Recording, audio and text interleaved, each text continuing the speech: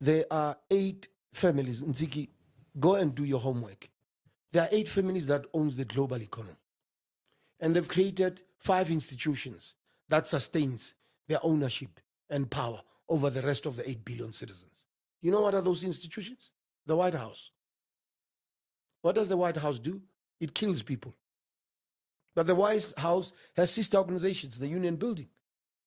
There's about 300 of these White Houses all over the world. They're headed by politicians, criminals. Parliaments. Yeah, no, politicians. All of them are criminals. They commit crimes every day, but they are not in jail. But those that are fighting against criminality are in jail, or are hunted like some of us, because we are going to enlighten our people and make them free. Nziki, let me tell you, the elections of the 29 are predetermined, right? So I am saying very openly to our people, especially young people, don't waste your time. Don't go and vote. Because, if we withdraw our vote, there won't be a government.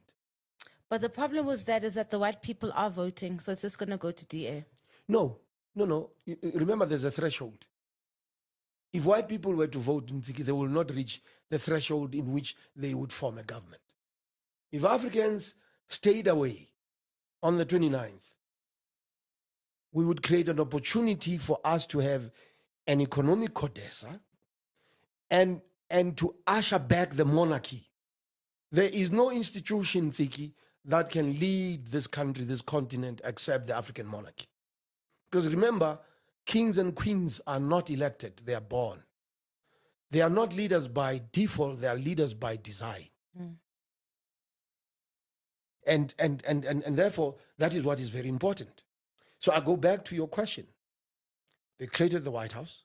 They've created the Vatican, right? And I'm very happy the disruption that is happening within the Vatican and the so-called charismatic churches. Did you think what just occurred about T.D. Jakes was real? It is real. Evil people cloaked as the best, the most Christian, right? Look at what is emerging. And I can give a prophecy, and I gave it 2 weeks ago. The Pope, maybe not this one, but the next one, they're going to assassinate him. And the Vatican is going to collapse. Right? But guess what also is going to collapse? The White House. Because these are evil institutions. Thirdly, they created an institution called FIFA. Nziki, for 90 minutes, poor people forget that they are poor. Right? And they watch a soccer game. And 90 minutes later, they come back to the reality that they have no energy, they have no food. And yet Messi and Ronaldo, and there's not a single African player, by the way, and yet our players are the best players. They're idolized. Yeah? Messi and them gets paid millions of dollars, while the rest of the world are trapped in poverty, hardcore poverty. The fourth institution is Hollywood and the media. Look at the South African media. What you are doing here, they're not doing. They should be doing this in Nziki, not you. But they will not do because they are being paid to drive and peddle this narrative, that South Africa is a great country, Nelson Mandela, democracy. All this is criminality. A crime was committed. People took our land, but nobody's arrested. Right? Now, the last institution they created is the British monarchy.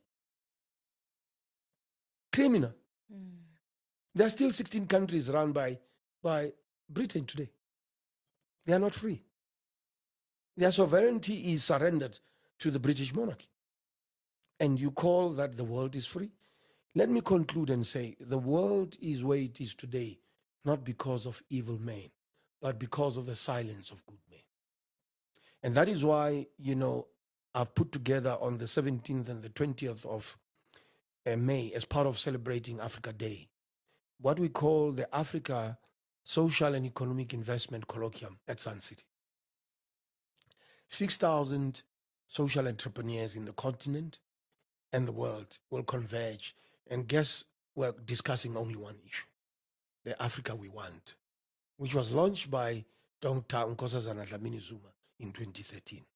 What have we achieved 10 years later? And the answer is zero.